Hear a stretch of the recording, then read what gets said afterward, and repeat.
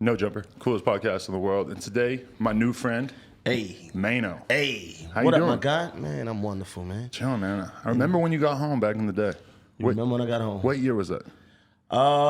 2003. 2003. 2003, March 5th. That must feel like ancient fucking history. It does. It feels like a whole nother life, right? 2003. That's Yeah, fucking man. 16 years that you've been out. I've been free. I've been free longer than I've been in. Right? That's an accomplishment for where I come from because, you know, during all that time, you always have the fear about, damn, am I going to make it out there? Because so many dudes come home and go right back. You see that all the time. And you went in super young, I too, went right? in super duper How young. I was 16. 16. Right. Oh, my God. To do 10 years. That still must just stand out as just so unfair, so hard to rationalize in your brain. Yeah. I say like this, right? So a lot of homies that I encountered, you know, 16, 17, 18, they still in prison now from back then. I feel like that's a crime.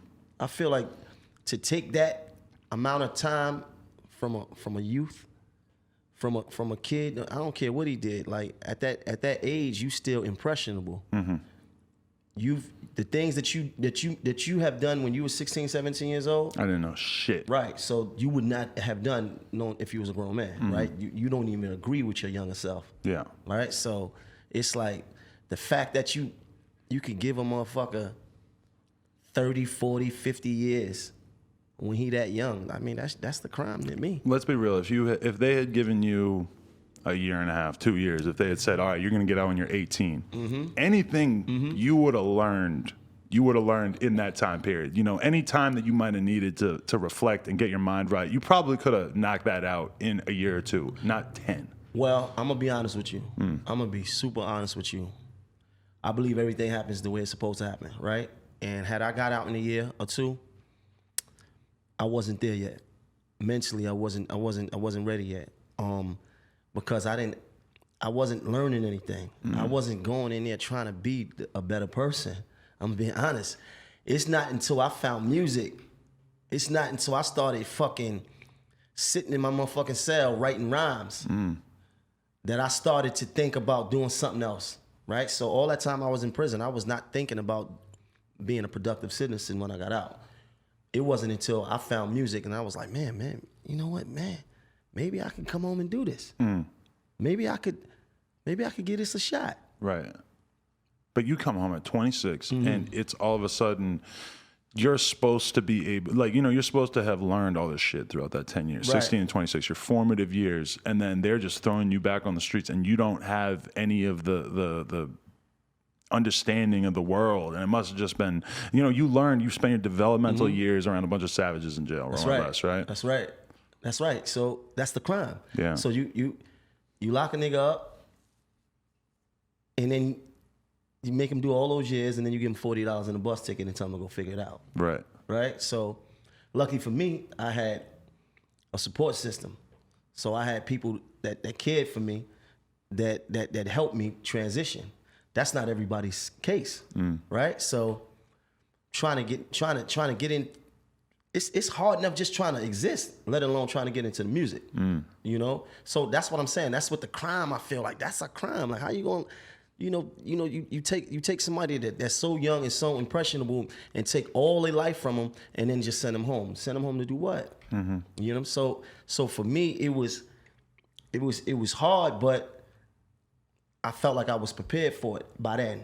Right. Like by then, like had I got out sooner, had I got out in 2 years, 3 years, I wasn't trying to do nothing different. I was going head first right back into the street, you know, and I didn't have any kind of a plan to pivot.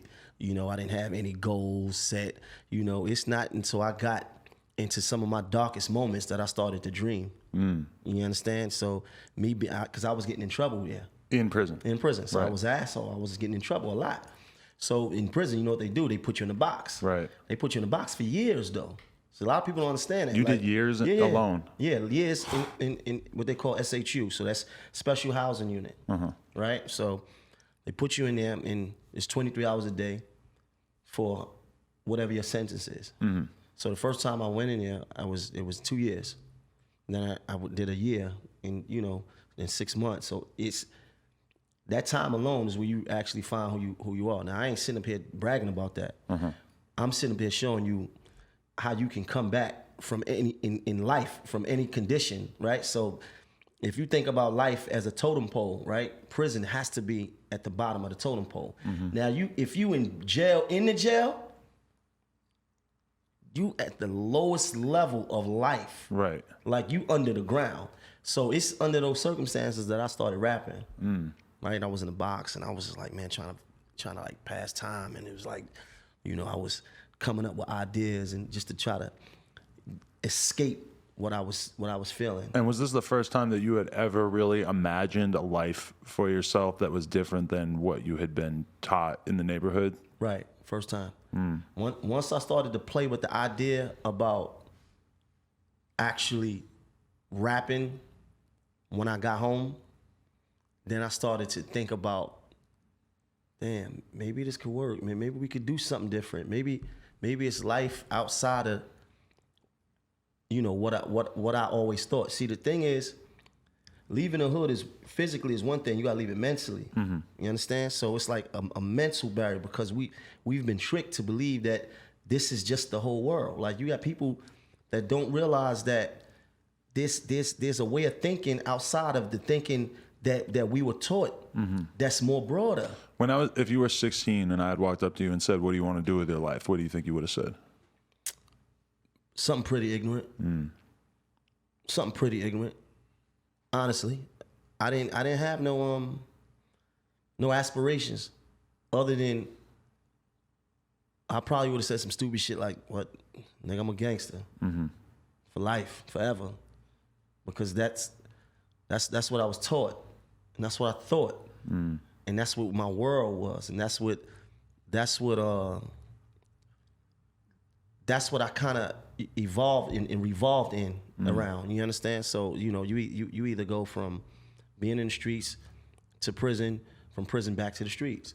You don't go nowhere else, right? So those two environments are kind of the same thing, right? Because it's you putting me right back into the pit, right? What's there? The drugs, the guns, the violence, right back into the bullshit, the trauma, trauma. The issues that we left and we coming right back to. Right. So you get home from prison and how do you actually go about trying to start your shit out as a rapper? Or what are the steps you have to take at that point to make this a reality? I remember my first day. I had never even been in the studio. Right. Right. So I'm coming from way under the ground. I had never even heard my voice on a in a booth or whatever. And the steps that I was taking was just trying to first get into a studio. Let me get comfortable rapping. That's the first part. And then everything else, it was a hustle. I felt like I was a hustler. I felt like if I could do prison, if I could go through everything that I've been through in there, if I could go through all the stuff that I've been through in life, then I owe it to myself to try something different. I started to feel like, homie, let's just try this. If it don't work, then we could come back to the streets later, right? So that's what I was selling. That's what I started to sell to my homies. You know what I mean? I started to tell to my brothers, like, yo, look, we could do this. These rappers is lying. They talking and acting like they us. 2003, 2004, very aggressive time in rap. New York City still running it. 50 Cent is like this ominous figure above the whole rap game. Everybody else is duking it out. It's basically like you don't exist in the rap game unless you beefing with 50. That's right. It was a weird time. Crazy. Yeah. Crazy. I came home right in that time. And you must have been looking at it like, I was just locked up for 10 years. I really know what's up. A lot of these dudes have never been locked up. Yeah. So I'm looking at it like all these niggas is pussy. All these dudes is soft. All these dudes is lying. Everybody faking. Everybody fronting. You understand? So I was extra aggressive, and I felt like I had so much to prove when I really didn't.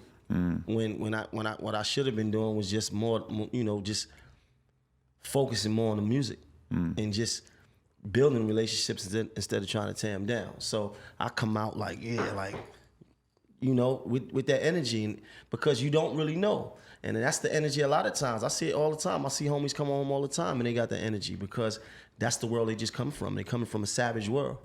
They coming from the pit. It's coming from where it's highly aggressive. And then you gotta, you know, you gotta show niggas that you a man in a more macho way without even, you know, it's just the thinking.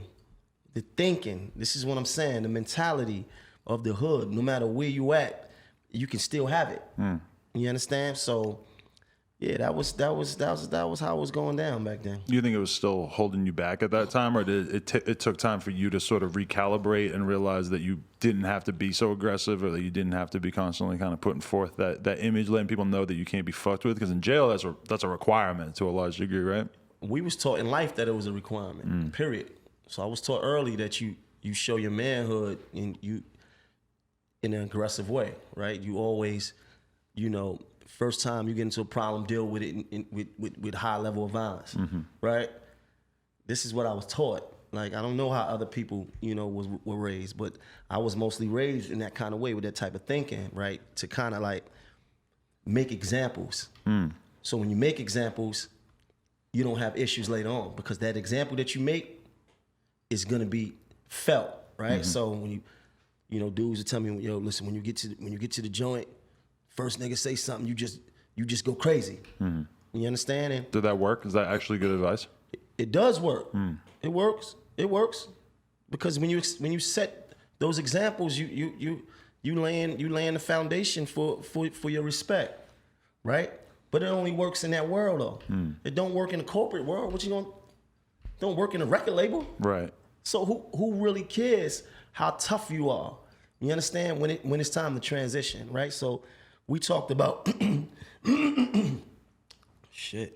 We talked about me coming home and not having no experiences. I had never even been on a date before with a female. Right. So I still was literally 16, 17 years old mentally without experience. So the average 26-year-old, 27-year-old was experiencing life, was experiencing things that was still new to me. So by the time I was 26, 27, I'm doing things that 21-year-olds would already pass. I'm talking about from experience.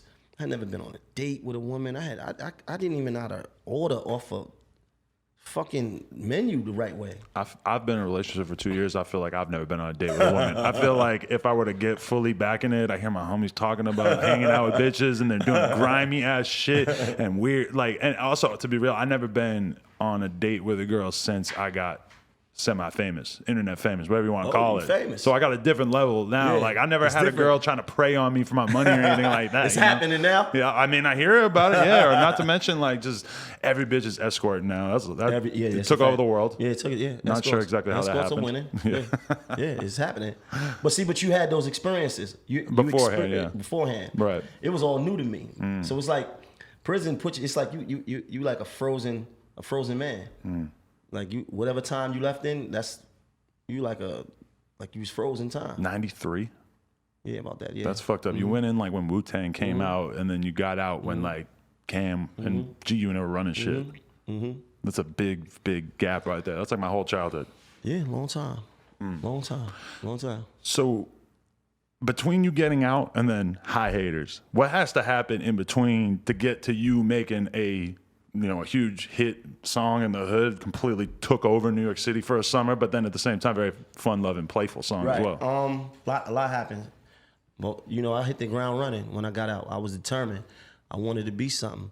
And I felt like, let's give this a real shot, right? So a few things happened. Me hitting the mixtape scene real hard back then, because you remember it was the mixtape. Glory days. We talking DJ Clue tapes, K-Slade tapes, Cutmaster C, Who Kid, right? So me getting into that circuit, right?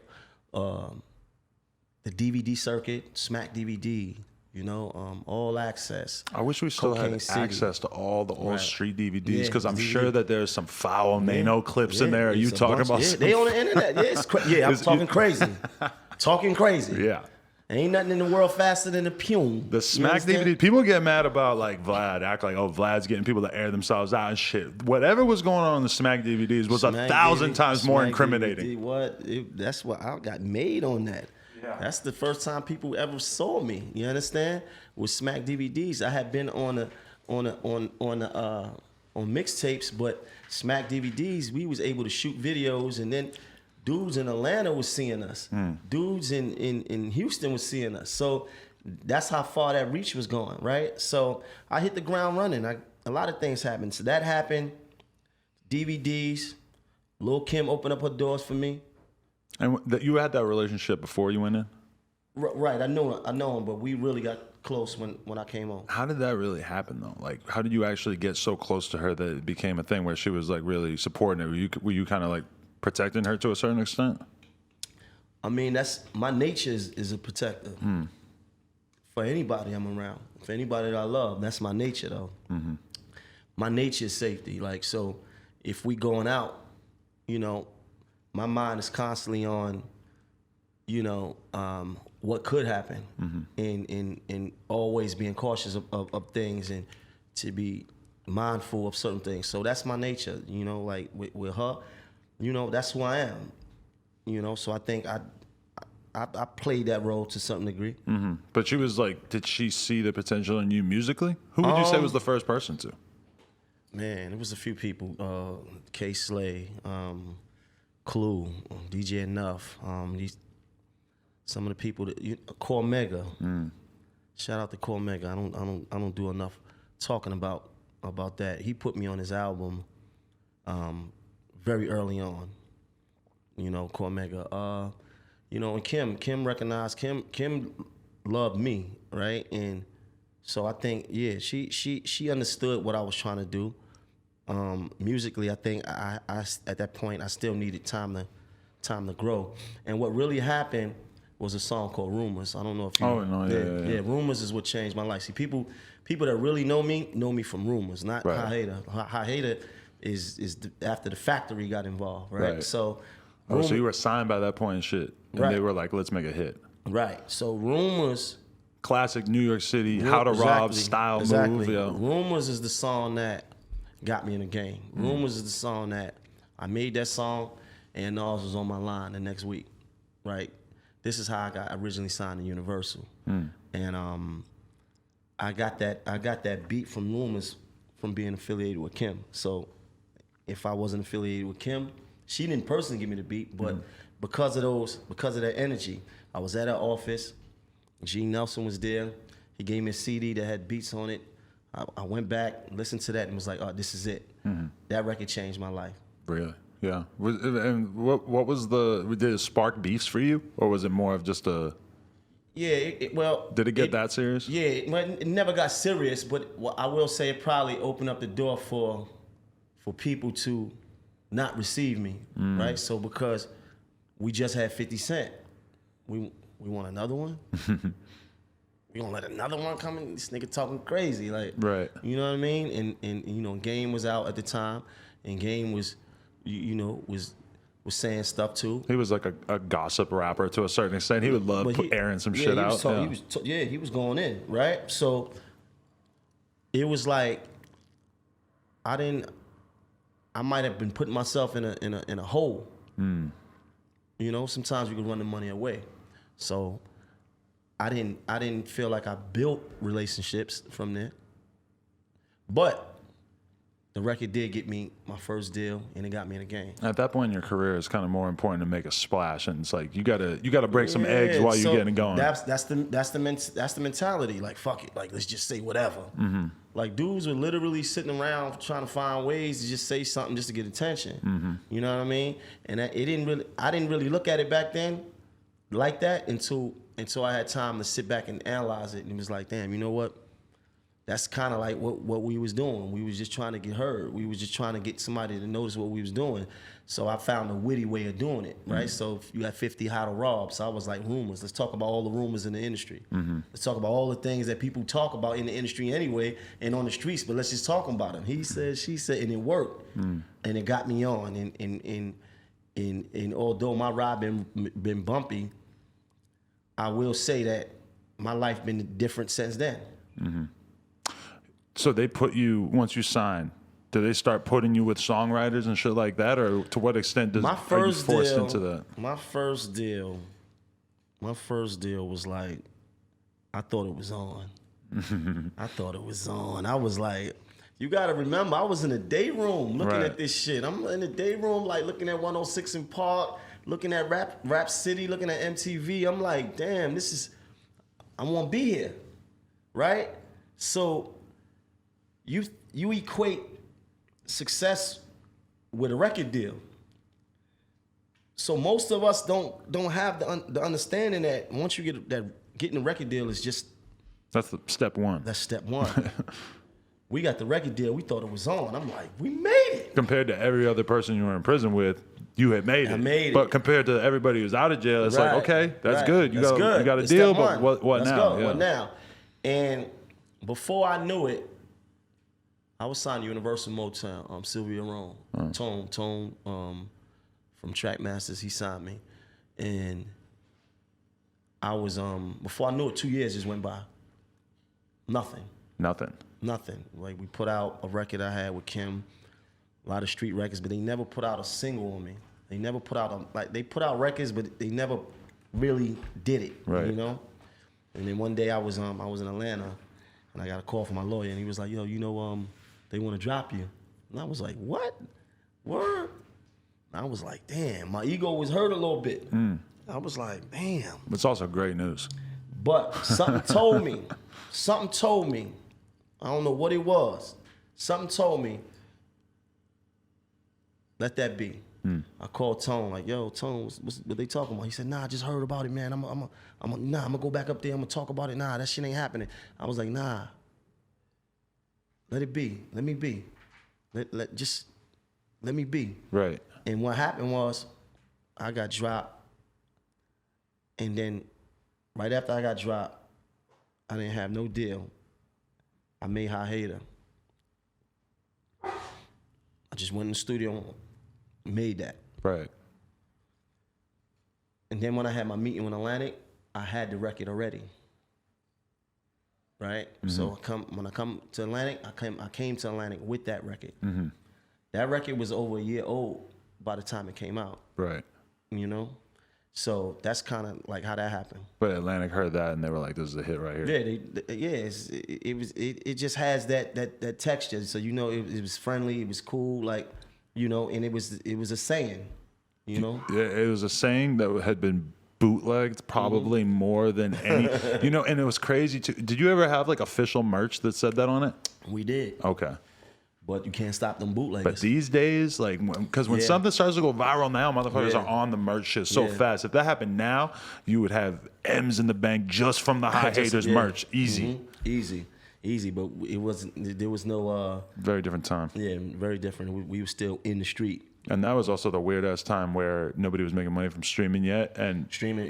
People basically weren't making money from album sales anymore either. It was sales and ringtones were dying down, but it was still there. Yeah. Sometimes I'll talk to rappers and I'll just realize, like I was talking to the dude Ice Burgundy who used to be signed to Waka and shit, and I'm realizing, like, dude, like, he came in the game at the worst time, like in that dead zone where there was nobody getting signed off of how many albums they could sell and nobody getting signed off of how many streams they could get. Right. Game has changed. Yeah, game changed now.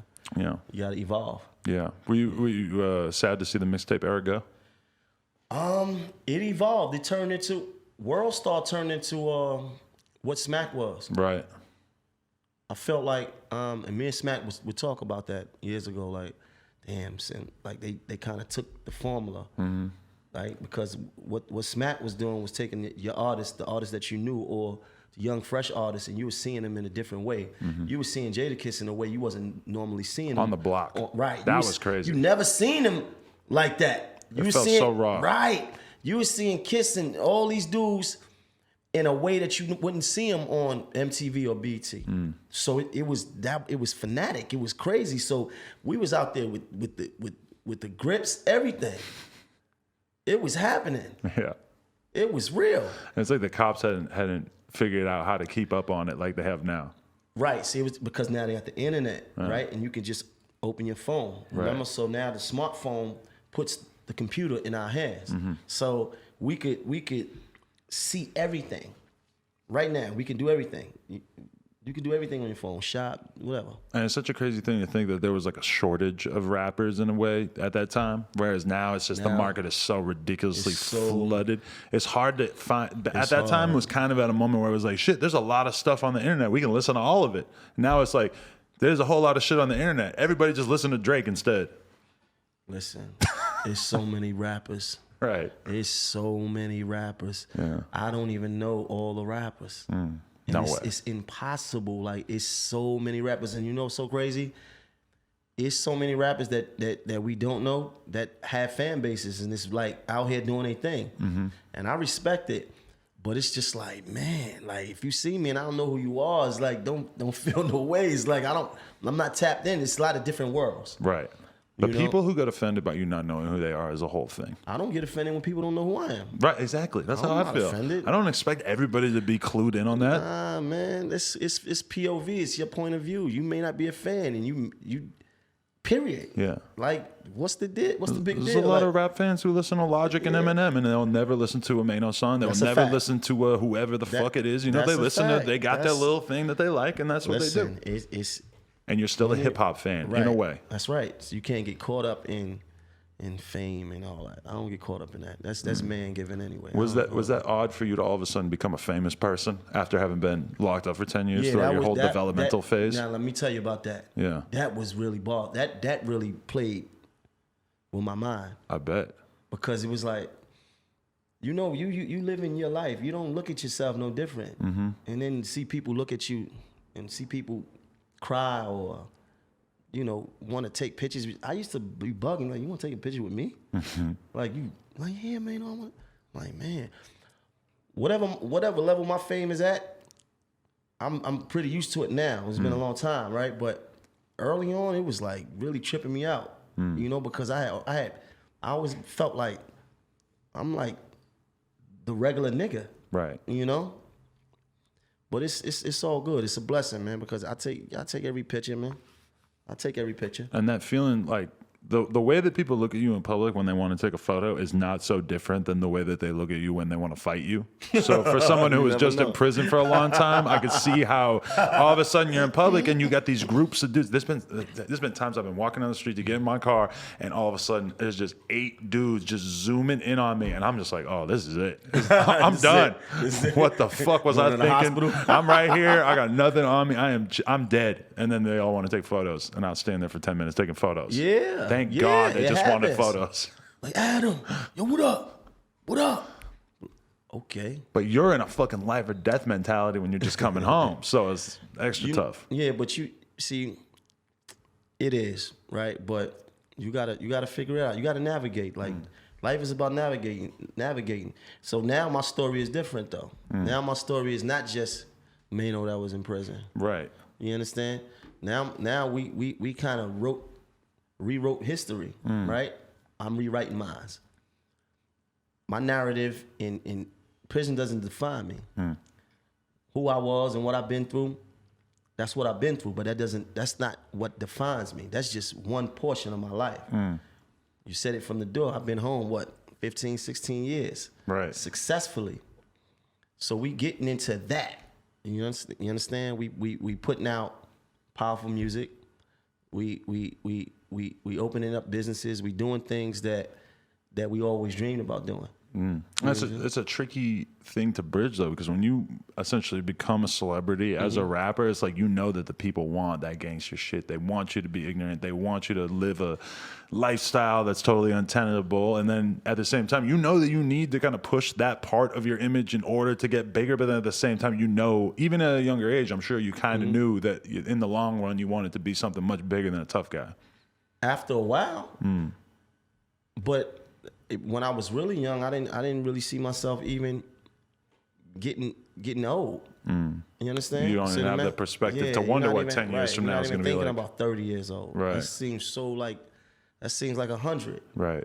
Right. So you're not even thinking about that. We see and dealing with today, right? But as far as the music, I feel like to each his own. Like, I make music, I make gangster shit, I make inspirational shit. I make things that reflect who I am in a real way. And I try to be as honest with the music as possible.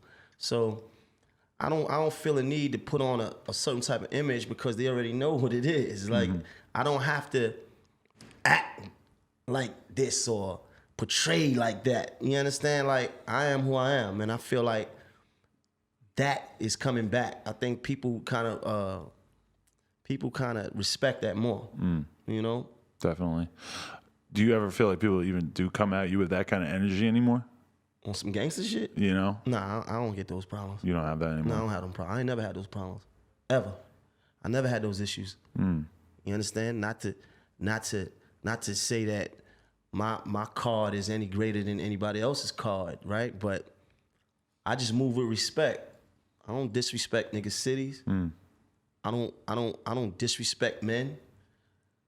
I just deal with whatever the problem is whenever it is the problem. So I mean, it's not like I feel like I'm some fucking great fucking thug. It's I don't know. But you feel like people, to a certain extent, almost want you to be the aggressive one. Like, I felt like people loved you for coming at Trinidad James back in the day. Yeah, because he disrespected New York City, and people wanted you to be that enforcer. Right, and then it doesn't work for you. That didn't probably do anything for your career. You feel like? It doesn't. It just excites people and gives them something to talk about for a week or two, and then it's on to the next thing. So you got to start figuring out how you gonna present yourself for your next 10, 15 years. That can't be it. That can't be it. That can't be it. That's just simple math. Like, we trying to, if music and fashion and business and film, and if we trying to hustle, then let's really hustle. That shit right there is a waste of time. So once I started to open up my eyes and started to see that shit is a waste of time, what I got to prove? I don't have nothing to prove. Like, when it was time to be violent, I performed. When it was time to go to the extreme, or I did that. It's not that time right now. Right.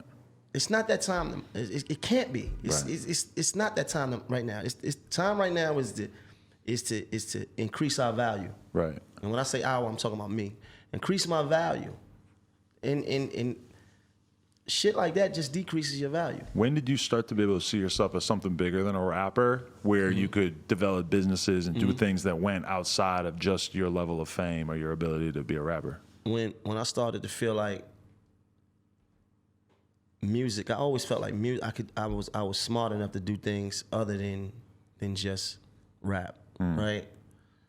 But when I started to sit back and just really analyze my life and my career and hit some of those walls, and people telling you, yo, man, you know, you could have got this, but you know, they looked you up and they saying that they don't want to fuck with you. And you start hearing that so many times, and it's like this narrative of, you know, you getting turned away because of certain things that people perceive of you, your perception.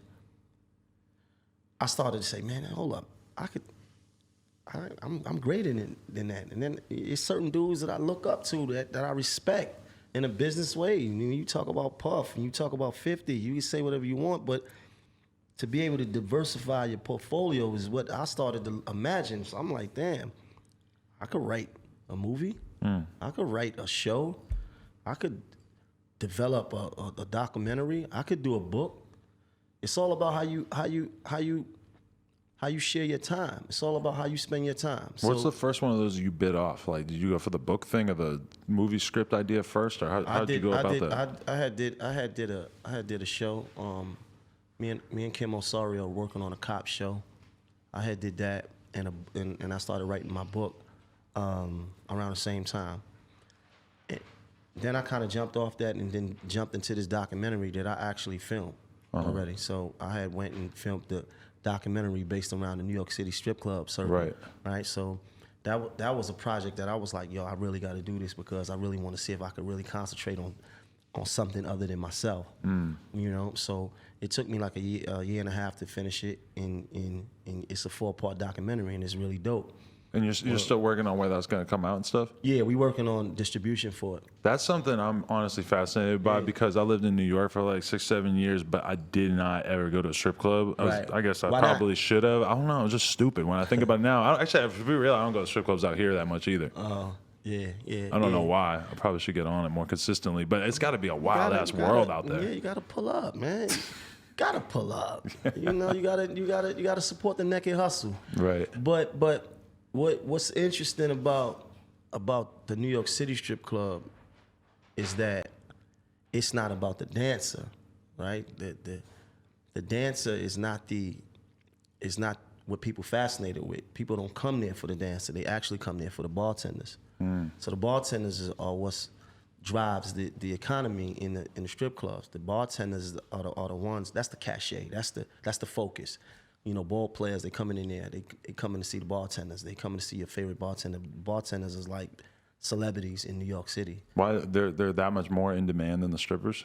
It's something that you really got to see. See, starlets, when starlets first started, you know, popping off in like, what was it, 2012, 2013, when the Instagram hit. 2012, 2013. Something like that, yeah. Same year. So what they did was to promote the club, they wanted to use girls because now we got this tool to promote. So it was smart, right? So they took 6 girls that looked like, or even better than strippers in some ways, right? And put them all in one uniform and started taking professional photos of them. Had them promote from their page and from the business page of the club, and it just worked because men, what do? We sit on Instagram, we scroll, we look at females. Yeah. So before you know it, these girls is turning into instant celebrities because they followers are going up because niggas is looking at them. Damn. Right. And then guess what? They on there saying, "Come to my bar, come to Starlets, or come to wherever." And it became a hit, and that kind of started a whole nother hustle in New York. So before we knew it, new clubs were opening up. New clubs in the city were opening up with the same motto, with the same template, the same thing. It's promote using social media, drive the traffic to the club. Right. Who's coming to the club? Hustlers, artists, industry people. Who they coming to see? They coming to see that bartender they've been looking at all week. Right. And there it is. It's crazy. You still go to the strip club a lot? When I can. Right. Got to support the naked hustle, man. Do you think it's safe to wife a girl up out of there? Why not? I mean, I can imagine all kinds of bad shit happening as a result. That's an old way of thinking, though. That's an old way of thinking. Right. Shit, man. Like, look, come on. That didn't change. Right? So, Cardi B come out of there. The whole plastic surgery game, I feel like, changed a lot because of the strip club world. Like, it just everything just got ramped up, way more extreme. Right. So, because it was a competition in there, right? So, girls was going to get bigger asses and get all type of shit done because they need the attention because that's how they get their money. So they was investing in themselves. They invested in themselves to get to the bag. Right. So, you know, I don't look down on it. I don't look down on it at all. I don't look down on females that dance. I don't look down on females that ever dance. I don't look down on females who danced and had a plan. It's a lot of girls. It's a lot of females. A lot of artists. It's a lot of artists right now that came directly out of the strip club. Do you think that there's potential for there to be another hot ex-stripper rapper? Yes, I predicted that. The next version of Cardi B? I predicted that there was going to be a big strip club rapper. I told my homie this back in, I want to say 2013, 2014. And I was just looking at the way it was changing, the way people was looking at certain girls. So when you look at Black China became like this big celebrity, right? And she had never even spoke before. But people were just enthralled by her, right? Niggas was rapping about her or whatever. You know, she had a baby, you know? And I was just like, and I was starting to see like strippers rapping. And I was like, yo, this is gonna happen. This is gonna happen. There's gonna be a rapper that was a stripper That's gonna happen. And my man was like, nah, I don't see it. I'm telling you, my nigga, that's gonna happen. This is gonna be the right one. It gotta be the right, and it gotta be one that owns it. Because this is where it's going. Like, nobody had a problem with Kanye when he was with what's her name, Amber. Nobody had a problem with that. Nobody had a problem with her past. Another thing, he was really early on, very influential. This is what I'm saying. Helped break it open real early. Right. But nobody had a problem with that. She came out of the club though. Niggas was calling her a sex symbol. Remember? She didn't even speak. We never even heard her talk. I was like, oh, wow. You understand? So it was like this mystique. And then it was like she came out the club. There's a lot of girls that came out the club. Nobody got a problem with it. Right. You know? But I think it's going to be another one. Yeah.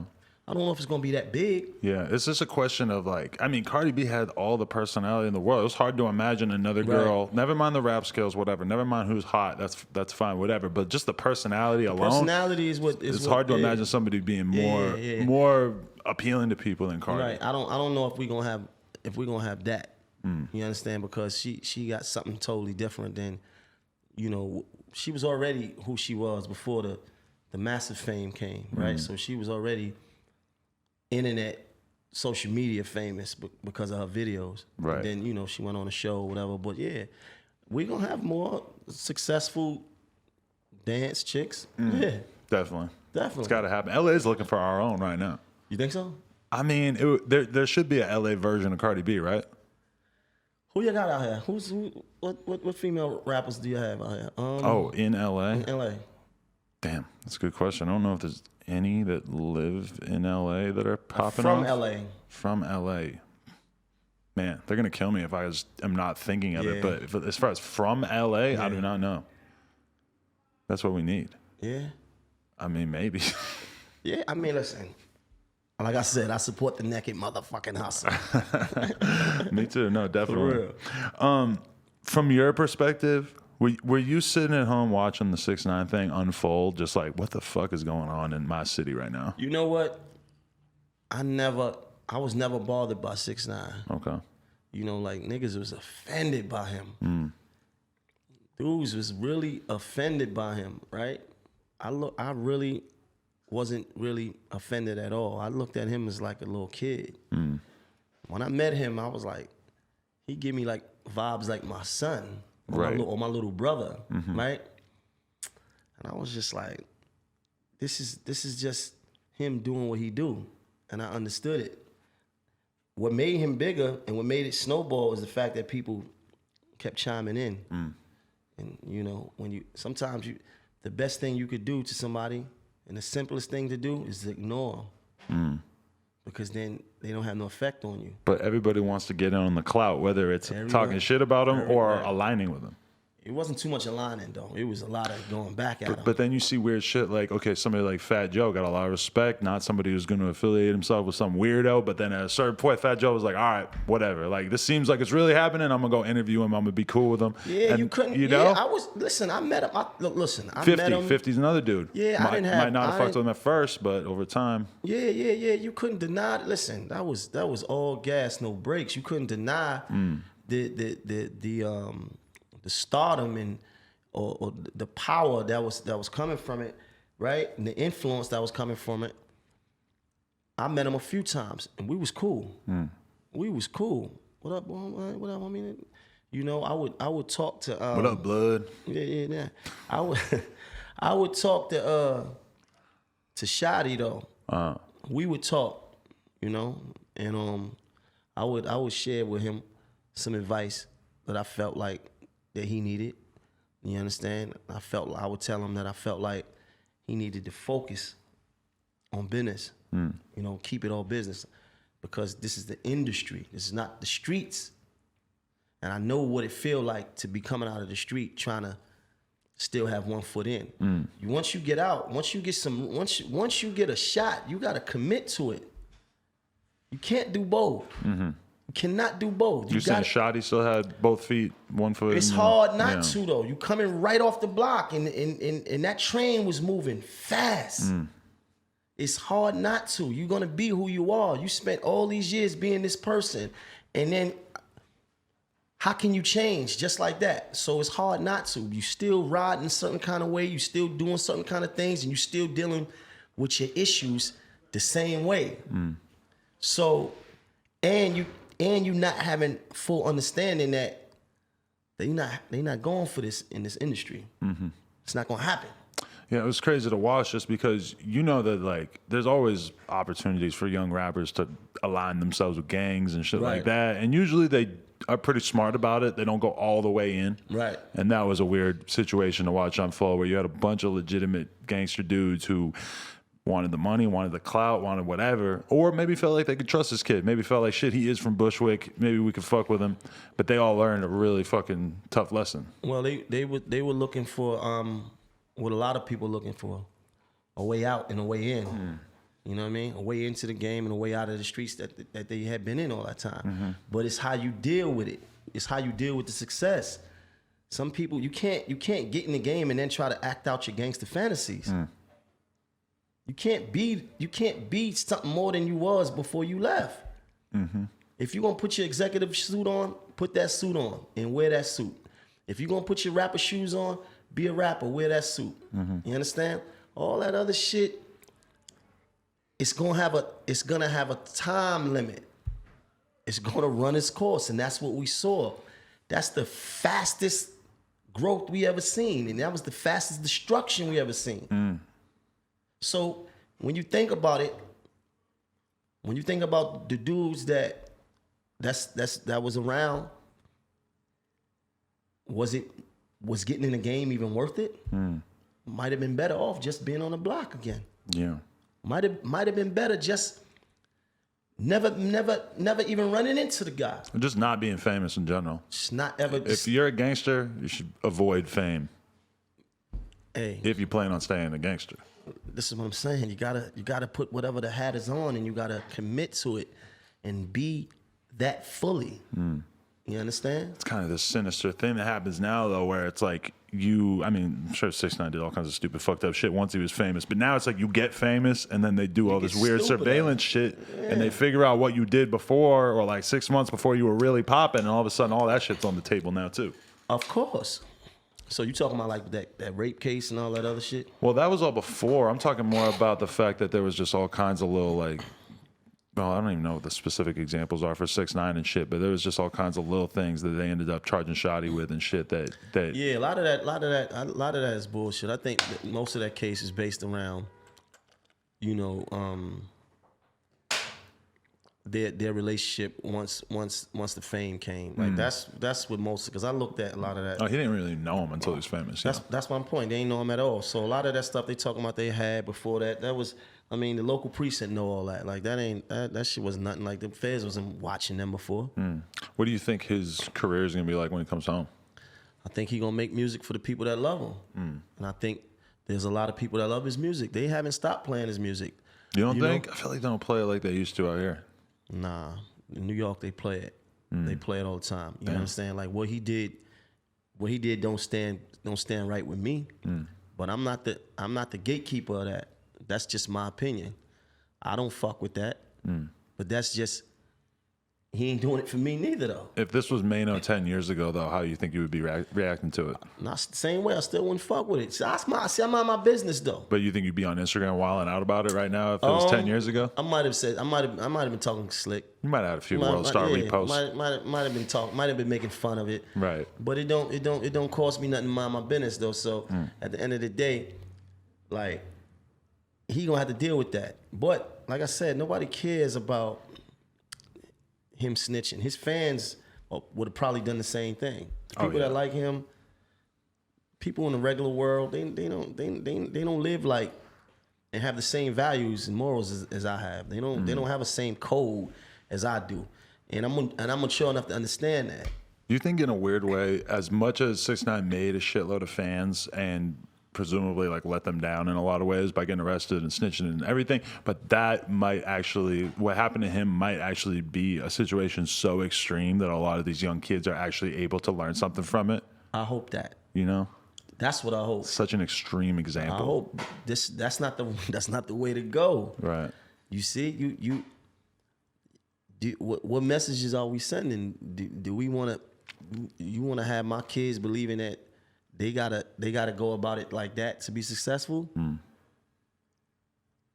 No. And you see the example. See that the federal government is not gonna play. They're gonna make you an example. And that's the message that they're sending. You think we gonna let you out here scream all this gang shit and have these kids in middle America with this gang shit? It's kind of crazy. Talking about Treyway. To even think that the cops would have let you get away with that. If you had never broke a law in your life, maybe they wouldn't be able to put nothing on you. Even if you had never broke a law in your life, they're still gonna find something to put on you if you're running around promoting gangsterism that much. What's so crazy about the thought is the thought that they thought that they would get away with it. Right. That's even crazier. That they thought they could just do whatever they wanted to do. In New York City, it's a fucking surveillance state these days. But the profile is too high. Yeah. The internet is too important. Social media is too embedded in our lives. You getting 10 million views telling niggas to suck your dick. And I'm a blood, and nobody gonna do nothing to me, and fuck everybody. Fuck Chicago and Fuck LA your mother and every rapper from both of those places. See, shit like that is too disrespectful for me. Yeah. I can't. What could you do? Like, it's like, God damn, buddy. Let me ask you this. Did you hear about Farrakhan getting banned from Instagram? Unbelievable. Disrespectful. Why? Because he speaks the truth. Because whether you like it or love it, like if you really listen to Farrakhan, if you really listen to what he's saying, a lot of what he's saying is just common sense, though. You understand? When he talk about opposition is a blessing, having opposition is a blessing, he's saying that when you have opposition, it forces you to see how strong your will is. It tests you to see how you perform under stress, right? So when you shadow boxing, you just shadow boxing. But when you fighting a whole nother fight, when it's a fighter swinging back, though, Right. that tests your strength, though, mentally, physically, everything. I like to listen to Farrakhan. I like a lot of the things that he say, because a lot of the things that he's saying is prideful for black men. You understand? So the fact that what made them do that, though? I think in general it's just because he said things that they considered anti-Semitic. Like what? I'm not sure, but I believe that he said things where he sort of referred to Jewish people as like rats or something. I'm pretty sure that there's a larger context of Exactly. You Yeah. understand? Like there's a larger context. Then you have these groups. You got anti-Semitic groups that have Instagram. Right. Right? I forget the names of a few of them. No, but I mean, there's all kinds of Nazis on social media. Exactly. Yeah. So what are we doing? And it's just, I think this is an important moment, though, because it's like Twitter and Instagram and shit. They've banned a lot of people on the right, a lot of Trump supporters who have, broken the rules in some way, crossed over the line, conspiracy theorists type people that they banned and everything. But then they announced, like when they announced that they were banning Farrakhan, they also announced that they were banning all these basically like Trump supporter type people, all these people on the right. And it was like they threw Louis Farrakhan in there to be like, look, we're not only banning people on the right. Oh. And my whole thing about it too, though, is that it's like, listen, Farrakhan might have said something anti-Semitic, whatever. Right. It's like, I don't believe that anybody should be completely silenced on Instagram or Twitter or whatever. It's like, listen, if he said some horrible shit, let's talk about it. But don't ban him from the platform. That's basically like killing somebody in this day and age, That's crazy. That's fucking crazy. But I'm glad that it happened, because I think that people in the rap world, the black community, people who support Farrakhan, they need to know how fucked up it is to ban anybody from social media. Right, but how are they like judging that though? Like, and that's the problem. Like how the fuck could you just say that you just gonna cut my mic off? Right. You just gonna silence me. And they'll try to say, oh, it's a private platform. It's private. They're able to, they should be able to make decisions about who they have on their platform. Not when Facebook and Instagram and Twitter are as big as they are. Listen, it's Facebook, Twitter, Instagram is life. People wake up and the first thing they do is what? You basically don't exist if you're not on those platforms. Go right on social media for your news, entertainment, gossip, everything right on your phone. Right. It's too embedded in our life and our lifestyles. No. It's only a matter of time till they start trying to do it to rappers and shit, you know? I can imagine a scenario where a rapper says something offensive enough, says something violent, does something violent. You in Instagram jail. You're gone. Your rap career is over. You can't promote yourself anymore. That's crazy. It's fucking insane. That should be illegal, though. I agree. And that's going to be the whole big thing is that now we have an opportunity for Trump to maybe do something good with his presidency because he's acting like he's going to do something to stop it. Trump is an asshole, but listen, he funny though. He said, yo, what he said? He said, yo, you should make ratting illegal. Trump said that? Yeah. Really? Yeah. He said they should make ratting illegal. And I'm like, yeah, I'm with that. He is an anti-snitching president. Yeah, like he ain't with it. Because niggas is telling on him back to back. Right. So if you think about it, that's how the federal government is set up. So if they lock up 3 dudes, right? They want to try to find one that they could break and use the testimony against that one against the other 2. So even if that one killed 20 people, if he's saying, yo, look, this guy right here he sent me to do it. He's the head of the family. He's the boss. He's the one with the money. He's the influence. And I did it for him. Then he'll get lesser time. And the guy that was sitting back in his house calling the shots will get all the time in the world. I mean, that's literally happened with 6ix9ine. He's supposed to be out in like a year. That's a real thing that might actually happen. Yeah, that's a real thing. Listen, I went to a trial recently, a couple months ago, and sat there and watched the dude admit to killing 7 people. But he was on the stand doing his thing, telling on a homie of mine, and he admitted to all that. It's just like Sammy the Bull. What was it, 19 murders? Something like that. He did 5 years, if that. 19 murders. Yeah. But he did a lot of telling, so they worked him out. They worked him all the way out.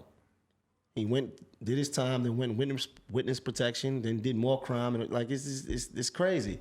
So did you take the word of a rat? So if you made that illegal, then all those cases. No. Well, now you got me thinking. Would that be a net negative for society as a whole if they sort of took away the whole concept of just telling on people to get right? But it'd be negative for the federal government. Then you have to really prove your case. Right. Really prove really prove that I really did these things. You taking the word of this fucking pussy over here. Like, how he lying? Like, if we both criminals, what makes his word better than mine? Right. You saying we both criminals. It's funny to think that the government even needs that much help in their case. That they're going to let you go. They should not need that much help. That's what they do.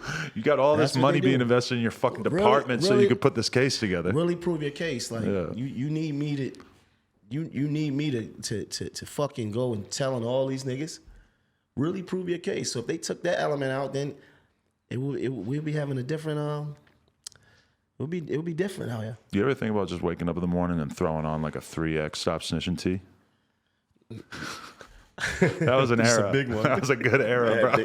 Big white one, right? Are there any good photos of you rocking that out there? Nah, I never wore those. Oh, you did. You missed it. Okay. I never wore those. They was moving at one point, right? Every hood store had a stack. It's not gonna matter though. Niggas gonna be telling for the rest of for eternity. It's way too good of a tactic. They're never gonna get rid of it. Yeah, like it's just not gonna happen, man. Because somewhere somebody's gonna try to get less time, and like, look, man. I'm trying to get 5 years, man. They talking about life. Nigga, you knew what you was doing when you was doing it. Right.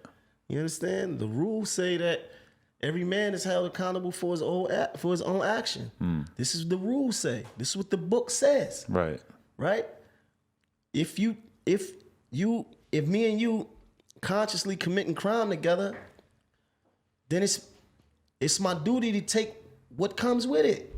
I'm down, by the way, if you want to start shipping packs. I don't know what your needs are in New York or anything, but like I believe that you're not going to snitch, and there might be something we can work out. What y'all got in New York that we need out here? I don't know. You want to ship do-rags over here or something? Yeah, we know what y'all got over here that we need though. For real. Oh yeah, That's a fact. What you guys got? That I want all the shirts with all the 9s all over it. Oh no, that's a long time ago. Yeah, but I mean, there's got to be some boxes over there somewhere.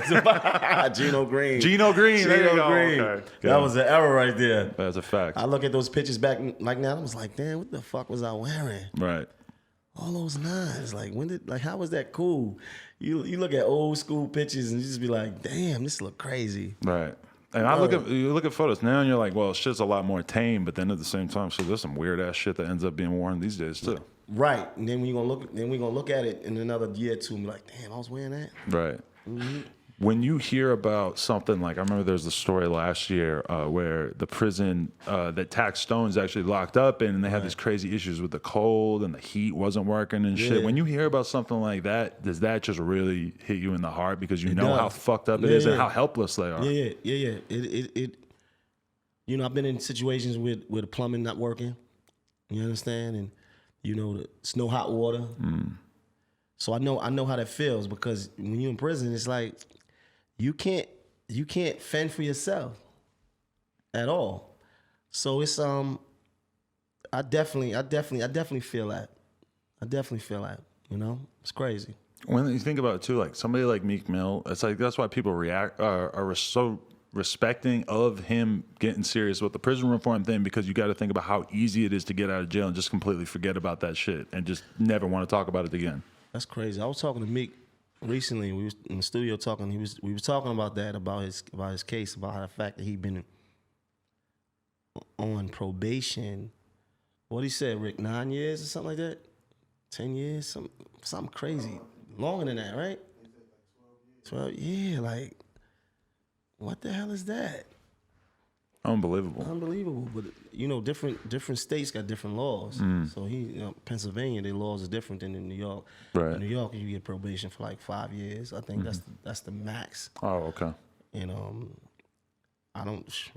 their laws is different. It's a Commonwealth state, right, I think, and I don't even understand it. Like, so that when you violate the probation, the time stops and then you get more on the back. Like, I don't understand. It's crazy. Yeah, I don't understand that. It'll be interesting to see if like rappers are actually be able to create awareness that will help get anything done in that regard. Yo, I mean, listen, you gotta use your voice for something, right? So the fact that you could actually be back in prison for not even a crime doesn't make sense, because I remember when I got a violation and I had to go back to jail. I had to go back to jail for a year because I went to go visit a homie of mine. And it because he was a criminal, or was it because you just missed? Right, I went back to the jail, showing love. Just a visit. Yeah. And that violated my crime, yeah. Holy shit. That's what I'm saying. It's not even a crime. You gonna put me back in prison? What the fuck? Like I'm back in prison for something that's not a crime. Right. Doesn't make sense. But these the rules and stipulations, and they say that if you break these rules, your ass to be back in prison. Stupid. Shit like that needs to be different. So like what he was back in prison for. He was in prison for what, Willie? Yeah. And it was a case, police contact, because he beat that case. They threw that out. So you putting a nigga back in prison for violations, shit that's not even a crime. It's stupid. They got to do something about it. Yeah.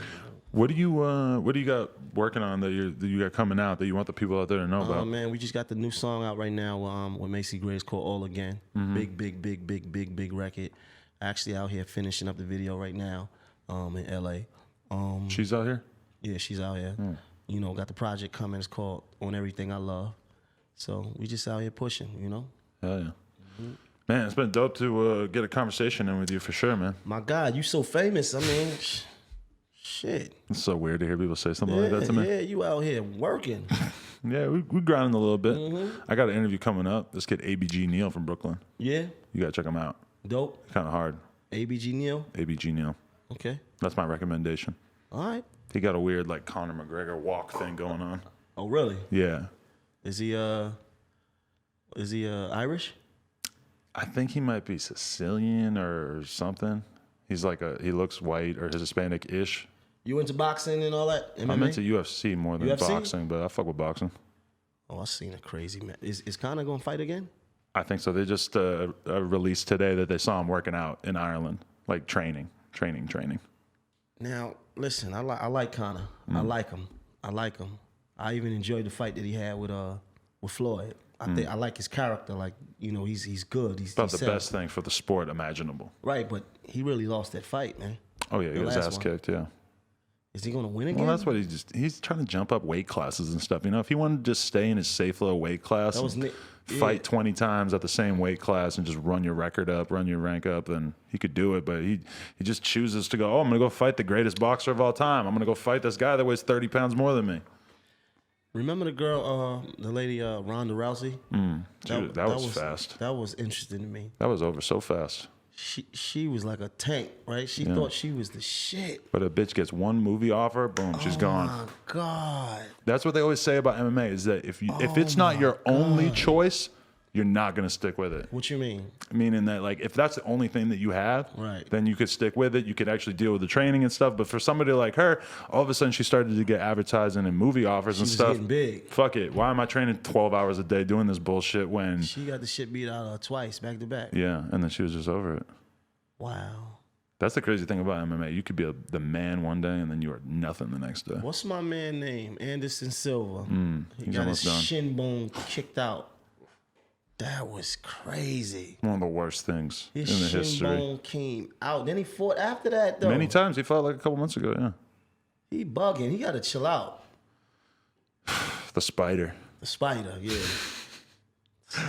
Ugh, yeah. I always thought it was funny when they still had the logos on their shorts. He never really had any logos on the shorts. Nobody wanted to advertise with him because he seemed like such an asshole. He was always just messing with people, just fucking like fucking with everybody. Like he had such a way of winning a fight, but then also making everybody hate him. Yeah. He was funny with it though. I miss that. Oh man, who's a big fighter now?